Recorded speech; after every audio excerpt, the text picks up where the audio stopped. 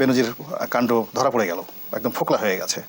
সব চারিদিকে শুধু বেনজিরময়, চাঁদ তারার মতো আকাশে শুধু বেনজির জ্বলতেছে এবং মানুষ টর্চ লাইট দিয়ে শত শত বেনজির খুঁজতেছে কোথায় আছে। এর চেয়ে কয়েক শত গুণ বেশি বেনজিরের মতো প্রশাসন, পুলিশে এমন কর্মকর্তার সংখ্যা নেহায়েত কম নয়। প্রশাসনের সৎ হিসেবে পরিচিত সাবেক আমলারা বলছেন, চাকরি করে অস্বাভাবিক সম্পদ অর্জন সম্ভব নয়। জনপ্রশাসন মন্ত্রীও বিষয়টি স্বীকার করেছেন, বলছেন প্রভাবশালী দুর্নীতিবাজদের বিরুদ্ধে ব্যবস্থা নিতে প্রধানমন্ত্রী নতুন করে অনুশাসন দিয়েছেন। সাবেক আইজিপি বেনজির আহমেদ যেন এক সময়ের অঘোষিত রাজা দেশের সাথে আজিজও কম যাননি। এরকম আজিজ বেনজির শুধু কি তারা দুজনেই, নাকি দেশের ভিতরে দলের ভেতরে অনেকেই কিন্তু রন্ধে রন্ধে ছড়িয়ে আছে। গড়ের ভিতরে এই দলের গড়ের ভিতরে অনেকেই বলছেন যে হাজার হাজার এরকম বেনজির লুকিয়ে আছে। তো চলুন আমরা দেরি না করে শুনে আসি যে এরকম বেনজিররা কিভাবে তৈরি হয়েছে, যে বেনজিরের ব্যবস্থা কিভাবে এখন নেওয়া হচ্ছে, কিভাবে নিতে হবে সেই বিষয়টা নিয়ে বিস্তারিত ভিডিও রয়েছে, চলুন আমরা দেখে আসি। গোলাম মাওলা রনি, আপনাকে দিয়ে আলোচনাটা শুরু করি। আপনারা বলছেন এই বাজেট বেনজির বাজেট, একটু বোঝাবেন কি? না, আমাকে বলছেন কেন? আমি তো I am not the part of বিএনপির একটা প্রিলিমিনারি মেম্বারশিপও আমার নাই।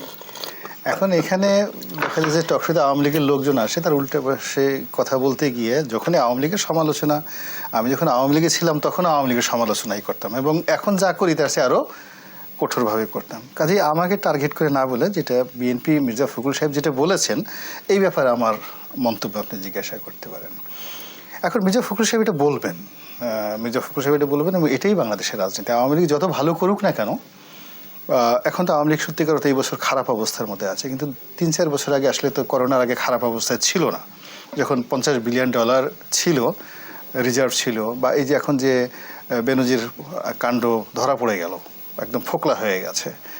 সব চারিদিকে শুধু বেনজিরময়, চাঁদ তারার মতো আকাশে শুধু বেনজির জ্বলতেছে এবং মানুষ টর্চ লাইট দিয়ে শত শত বেনজির খুঁজতেছে কোথায় আছে।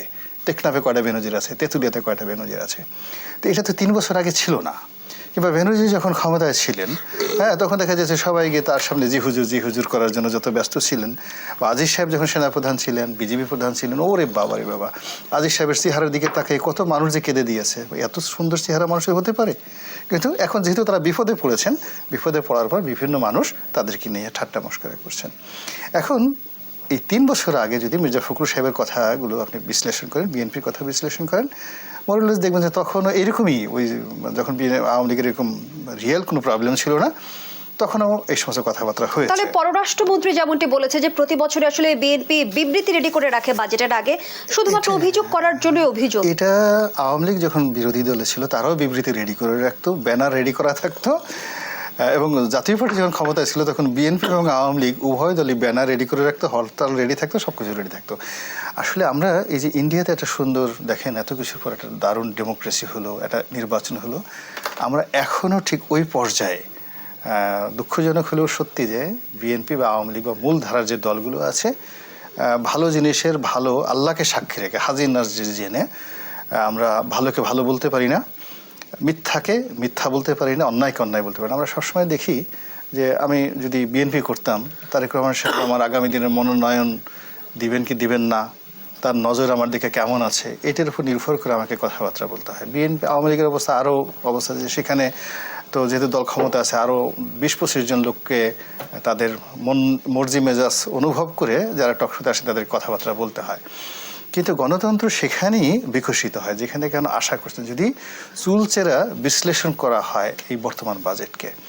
তো সেই দিক থেকে আমার কাছে মনে হয়েছে যে আমি যতগুলো বাজেট সরকারের পক্ষে যারা বলেছেন বা বিপক্ষে বলেছেন, ইভেন সিপিডি বলেছেন বা যারা যারা বলেছেন, আমার কাছে মনে হয় নাই যে সত্যিকার অর্থে এই বাজেটকে যেভাবে সমালোচনা করা উচিত, যেভাবে তুলে ধরা উচিত, বা যেই জায়গাগুলো আসলে সতর্ক করা উচিত on good faith and good trust, সরকারকে, দেশকে এবং বিরোধী দলকে না, এটা তো আসলে ঠাট্টা মশকরার বিষয় না। এখানে যে ট্যাক্সগুলো দেওয়া হচ্ছে এগুলো আপনাকে আমাকে দিতে হবে, আর আমাদের এই টাকাগুলো নিয়ে সরকার খরচ করবে, সেটা বিশাল অঙ্ক। তো সেই বিশাল অঙ্কের টাকাগুলো আবার বিদেশ থেকে তারা হাওলাত করে বা ঋণ করে টাকা আনছে, এটি মূলত আমাদের মাথা বিক্রি করে, আমাদের মাথা দেখিয়ে, এই সরব আছে, রনি সাহেব আছে, রশ্মিদা আছে, এই 18 কোটি মানুষের মাথার দোহাই দিয়ে আমাদের বিদেশ থেকে ঋণ আনতে হচ্ছে। এর কোনো ব্যক্তিকে দিচ্ছে না, আওয়ামী লীগের লোন দিচ্ছে না, বাংলাদেশকে লোনটা দিচ্ছে। কাজেই এই যে লোন, বাজেট, আয় ব্যয়, প্রত্যেকটা বিষয়ের সঙ্গে আমাদের ব্যক্তিগত স্বার্থ জড়িত রয়েছে। তো সেই দিক থেকে যে সমালোচনাগুলো করা উচিত, সেই সমালোচনাগুলো আমরা এখনও বাংলাদেশে ওই পলিটিক্যাল কালচারটা শুরু করতে পারিনি। আমরা সেই গতানুগতিক, যেটা 1986 সনে 87 সনে এরশাদ জামানাতে হতো, 96-তে যেটা হতো, 2006-তে যেটা হতো, এই 2024-এ ওইভাবেই হচ্ছে। এগুলো আমার বক্তব্য। শুধুমাত্র সমালোচনা করার জন্যই সমালোচনা করছে রাজনৈতিক দলগুলো? না, এখানে সমালোচনা যে অ্যাবসলিউটলি, এখানে সমালোচনার দুটো বিষয় আছে। যে শুধুমাত্র মন্দ কথা বলে বদনাম করে কাউকে একেবারে করে দেওয়া, তারপরে সমালোচনার উত্তেজনা সৃষ্টি করা, সমালোচনা সৃষ্টি করে কাউকে বিভ্রান্ত করা। তো অ্যাজ এ হোল এখন বাংলাদেশে যা হচ্ছে কম্প্যাক্ট একটা সলিউশন, যে সলিউশনে কখনই যারা বিরোধী দল থেকে করে তারা খুব নির্মম এবং নিষ্ঠুরভাবে সরকারকে টার্গেট করে কথাগুলো বলেন, সো দ্যাট এখানে যেন অনেকগুলো সমস্যা চলে আসে একটার পিছনে একটা, যেন সরকারকে ধরা যায় এবং জনগণ যেন বিভ্রান্ত হয়, যেন বিক্ষুব্ধ হয় এবং এখানে একটা পলিটিক্যাল গেইনিং থাকে। এটা এশিয়ার সাবকন্টিনেন্টে এই রাজনীতিটা আসলে এইভাবে চলে আসছে, যে পলিটিক্যাল একটা গেইন নেওয়ার চেষ্টা করে থাকে। কিন্তু কোন প্রেক্ষাপটে, কোন পরিস্থিতি, ইভেন যারা সংসদের সদস্য রয়েছেন, আমাদের ওই বলুন 100 গুণ বেশি। বেনজিরের মতো প্রশাসন, পুলিশে এমন কর্মকর্তার সংখ্যা নেহায়েত কম নয়। প্রশাসনের সৎ হিসেবে পরিচিত সাবেক আমলারা বলছেন, চাকরি করে অস্বাভাবিক সম্পদ অর্জন সম্ভব নয়। জনপ্রশাসন মন্ত্রীও বিষয়টি স্বীকার করেছেন। বলছেন, প্রভাবশালী দুর্নীতিবাজদের বিরুদ্ধে ব্যবস্থা নিতে প্রধানমন্ত্রী নতুন করে অনুশাসন দিয়েছেন। সরকারি কর্মকর্তা কর্মচারীরা সম্পদের হিসেব জমা দেয়া এবং এর যাচাই বাছাইয়েও আসছে পরিবর্তন। আলমগীর স্বপনের রিপোর্টে বিস্তারিত। ওয়ালটন ফ্রিজ কিনে অনেকের মতো আপনিও হয়ে যেতে পারেন মিলেনিয়াল। সেরা পণ্যের সেরা অফার। সরকারের শীর্ষ একজন কর্মকর্তা চাকরি জীবনে কত সম্পদের মালিক হতে পারেন? পে স্কেল অনুযায়ী মাসে তার বেতন ভাতা 1,15,000-এর মতো, আর পেনশনের হিসাব কষলে সর্বোচ্চ সম্পদের পরিমাণ 1.5-2 কোটি টাকা হতে পারে বলে ধারণা দিয়েছেন সাবেক সচিব আব্দুল আওয়াল মজুমদার। একজন সচিব বা সিনিয়র সচিব বা ধরেন আইজিপি সব মিলেই ধরেন এটা 1,10,000 থেকে 15 বেশি, আবার প্রভিডেন্ট ফান্ড কাটে। যদি কুঞ্জুস অবস্থায় রাখে তাইলে এটা 50-এর বেশি হওয়ার কথা না। তো 50 আর 75 1,16,00,000 টাকা হইলে আপনি রিটায়ারমেন্টের পরে একটা বাড়ি মানে একটা অ্যাপার্টমেন্টও তো ভালো জায়গায় কিনতে পারার কথা না। দুর্নীতির বিরুদ্ধেও আমাদেরকে শূন্য সহিষ্ণুতার নীতি বলবৎ করতে হবে। অথচ আলোচিত সাবেক পুলিশ প্রধান বেনজির আহমেদ আয়ের চেয়ে কয়েক শতগুণ সম্পদের মালিক হয়েছেন। একই সময়ে অতিরিক্ত ডিআইজি রফিকুল ইসলামের শত কোটি টাকার সম্পদের তথ্য চাউর হয়েছে। পুলিশে প্রশাসনে এমন কর্মকর্তার সংখ্যা কম নয়, যাদের সম্পদ বেতন ভাতার চেয়ে শতগুণ বেশি। জনপ্রশাসন মন্ত্রী বলছেন, কয়েকজন শীর্ষ কর্মকর্তার সম্পদের অস্বাভাবিক তথ্যে দুর্নীতি রোধে নতুন করে অনুশাসন দিয়েছেন প্রধানমন্ত্রী। সরকারি কর্মকর্তারা কিভাবে কাজ করবে দুর্নীতিমুক্তভাবে, তার কিন্তু 5টি নির্দেশনাও কিন্তু মাননীয় প্রধানমন্ত্রী দিয়েছেন। যাদের বিরুদ্ধে দুর্নীতির অভিযোগ পাওয়া যাবে তাদের ব্যাপারে নির্মোহ এবং নিরপেক্ষ তদন্ত করতে হবে। কে কোন পদে ছিল, কে কার আত্মীয়, এগুলোর পরিচয় দেখা যাবে না। দুর্নীতি দমন কমিশনে কেউ প্রভাব বিস্তার করবে না। দুর্নীতির বিরুদ্ধে এমন অনুশাসনের পরও প্রশ্ন আছে সরকারি কর্মকর্তা কর্মচারীদের সম্পদ জমা এবং এর যাচাই বাছাইয়ের প্রক্রিয়া নিয়ে। সরকারি কর্মচারীরা যে তাদের কি সম্পদ আছে নাই সেটা প্রতি বছর মানে এটা দাখিলের ব্যবস্থা থাকা উচিত। সেগুলো আবার দেখতে হবে। মনে করেন দাখিল করলো, আপনি বস্তা খুললেন না, তো তাইলেও কোনো লাভ হইল না। সরকারি যে চাকরি আইন 5 বছর পর পর তারা তাদের সম্পদের একটা জমা দেবে।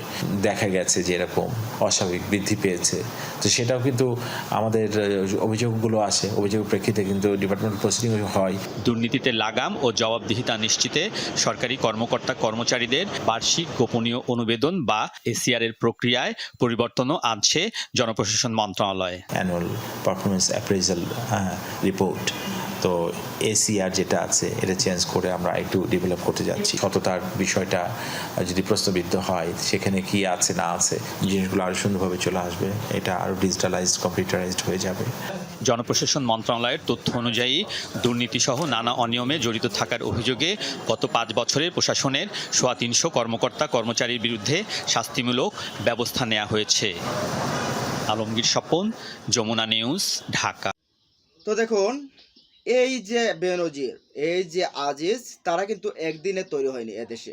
35 বছর চাকরির পর তারা অবসরে গেছেন। তারপর সেখান থেকে তাদের যে ফিরস্তি, তাদের যে এই যে এই যে সম্পদের পাহাড়, অবৈধ সম্পদের পাহাড়, এই সম্পদের তথ্য কিন্তু সামনে চলে আসে। এখন মার্কিন মূল্য কিন্তু তাদেরকে নিষেধাজ্ঞার আওতায় আনছে, তারপরে অনেক কিছু দেশের ভাবমূর্তিও নষ্ট হয়েছে, অনেক কিছু হয়েছে।